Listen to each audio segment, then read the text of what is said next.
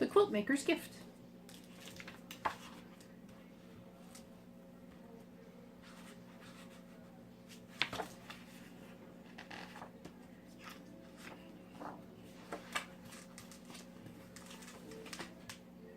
There was once a quilt maker who kept a house in the blue, misty mountain tops up high.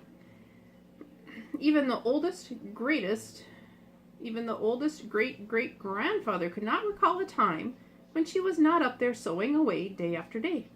Here and there and wherever the sun warmed the earth, it was said she made the prettiest quilts anyone had ever seen. The blues seemed to come from the deepest part of the ocean, the whites from the most northernmost snows, the greens and purples from the abundant wildflowers, the reds, oranges, and the pinks from the most wonderful sunsets. Some said there was magic in her fingers. Some whispered that her needles and cloth were gifts of the bewitched, and still others said the quilts really fell to earth from the shoulders of passing angels. Many people climbed her mountain, pockets bursting with gold, hoping to buy one of the wonderful quilts, but the woman would not sell them. "I give my quilts to those who are poor or homeless," she told all who knocked on her door. "They are not for the rich." On the darkest and coldest nights, the woman would make her way down the mountain to the town below. There she would wander the cobblestone streets until she came upon someone sleeping outside in the chill. She would then take a newly finished quilt from her bag, wrap it around their shivering shoulders, tuck them in tight, and tiptoe away.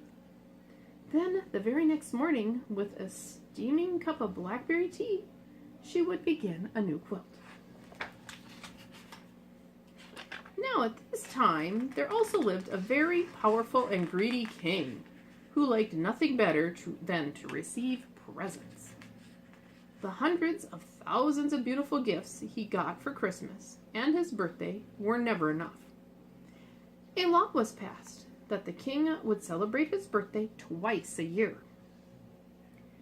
When that wasn't enough, he ordered his soldiers to search the kingdom for those few people who had not yet given him a gift. Over the years, the king had come to own almost all of the prettiest things in the world. Throughout the castle, from top to bottom, in drawers and on shelves, in boxes and trunks and closets and sacks, all of the king's countless things were stashed. Oof. Things that shimmered and glittered and glowed. Things whimsical and practical. Things mysterious and magical. So many, many things that the king kept a list of all the lists of things he owned. And yet, with all these marvelous treasures to enjoy, the king never smiled. He was not happy at all. "Somewhere there must be one beautiful thing that will finally make me happy," he was often heard to say, "and I will have it." One day, a soldier rushed into the palace with news about a magical quilt maker who lived in the mountains. The king stamped his foot. "And how is that this person has never given me one of her quilts as a gift?" he demanded. "She only makes them for the poor, Your Majesty," the soldier replied, "and she will not sell them for any amount of money." "Well, we shall see about that," the king roared. "Bring me a horse and 1,000 soldiers." And they set off in search of the quilt maker. But when they arrived at her house, the quilt maker merely laughed. "My quilts are for the poor and needy, and I can easily see that you are neither." "I want one of those quilts," the king demanded. "It might be the one thing that will finally make me happy." The woman thought for a moment. "Make presents of everything you own," she said, "and then I'll make a quilt for you. With each gift that you give, I'll sew in another piece. When at last all your pieces are gone, all your things are gone, your quilt will be finished." "Give away all my wonderful treasures?" cried the king. "I don't give things away, I take them." And with that, he ordered his soldiers to seize the beautiful star quilt from the quilt maker. But when they rushed upon her, she tossed the quilt out of the window, and a great gust of wind carried it up, up, up and away.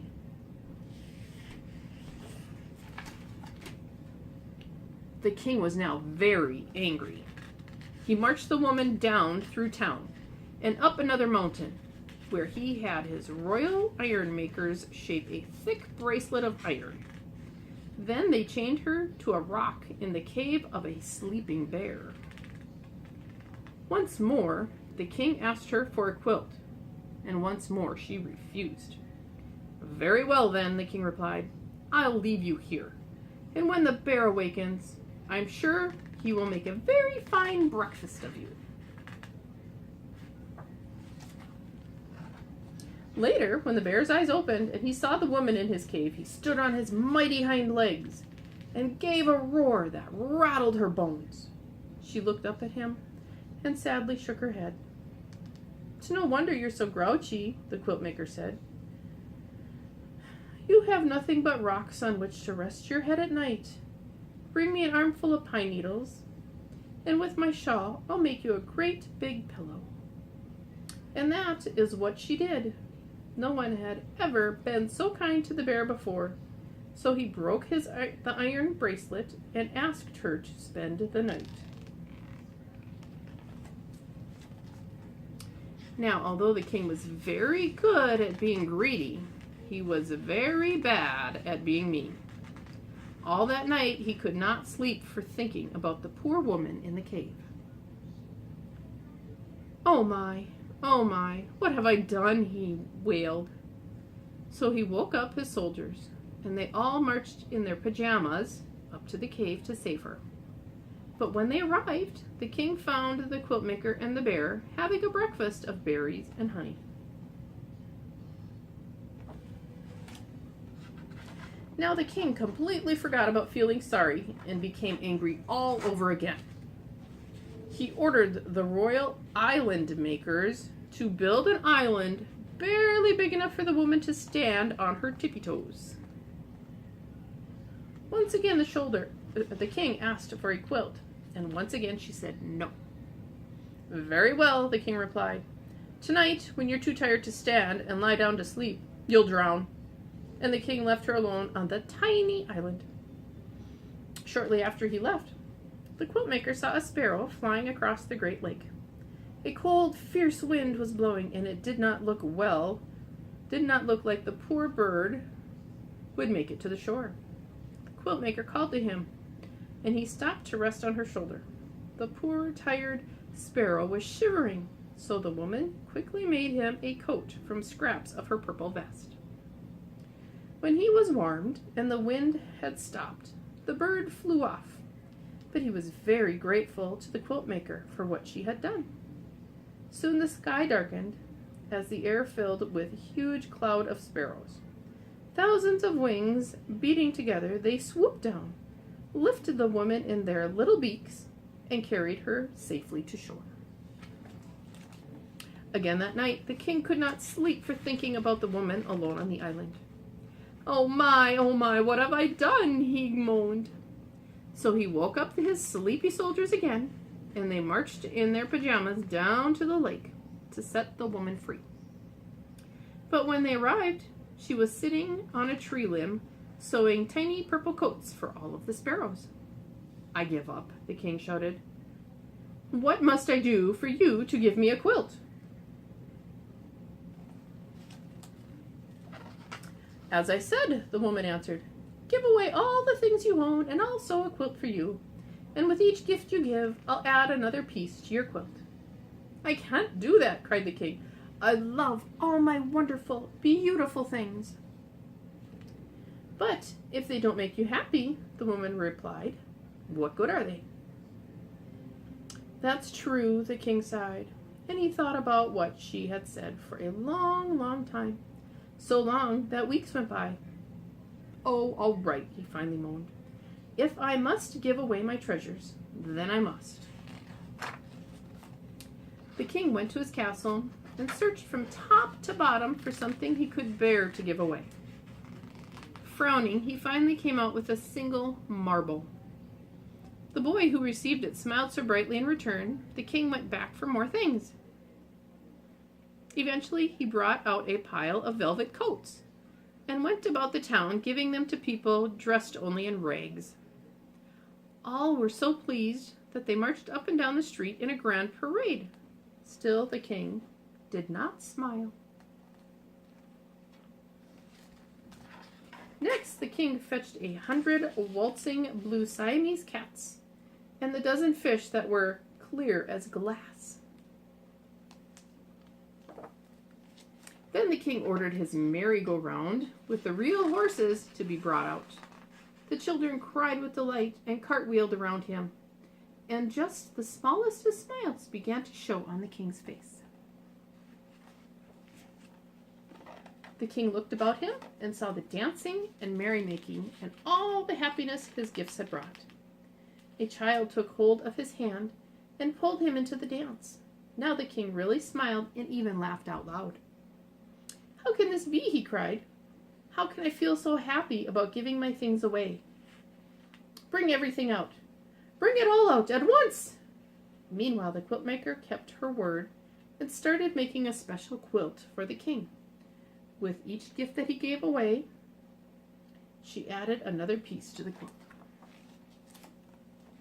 So the king kept on giving and giving. When at last there was no one left in town who had not received something, the king decided to go out into the world and find others who might be in need of his gifts. But before he left, the king promised the quilt maker he would send a sparrow back to her each and every time he gave something away. Morning, noon, and night, the wagons rolled out of town, each piled high with the king's wonderful things. And for years and years, messenger sparrows flew to the quilt maker's window as the king slowly emptied his wagons, trading his treasures for smiles around the world.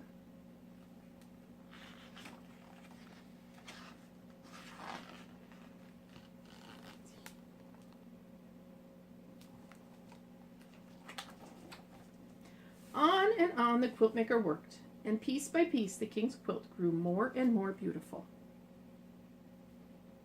Finally, one day, a weary sparrow flew into her window and perched on her needle. She knew then and there that it was the last messenger, so she put a final stitch in the quilt and started down the mountain in search of the king.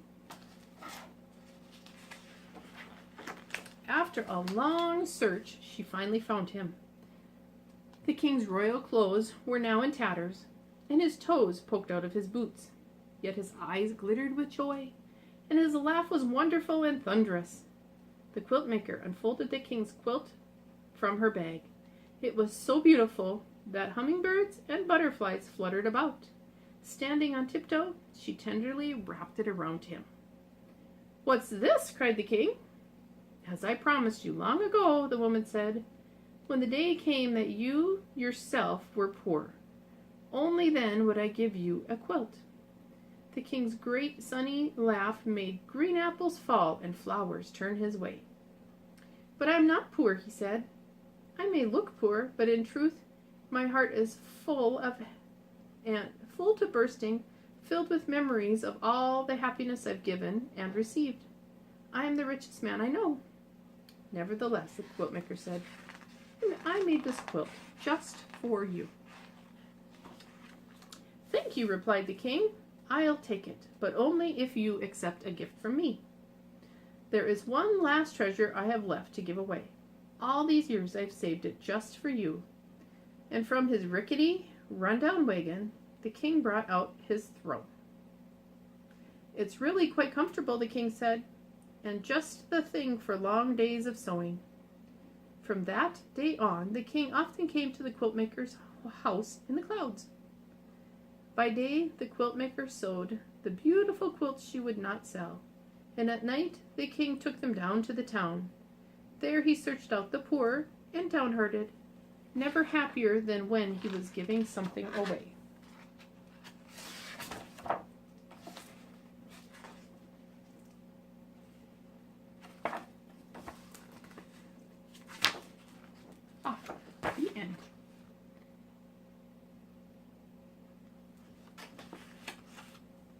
and there's all the different quilts.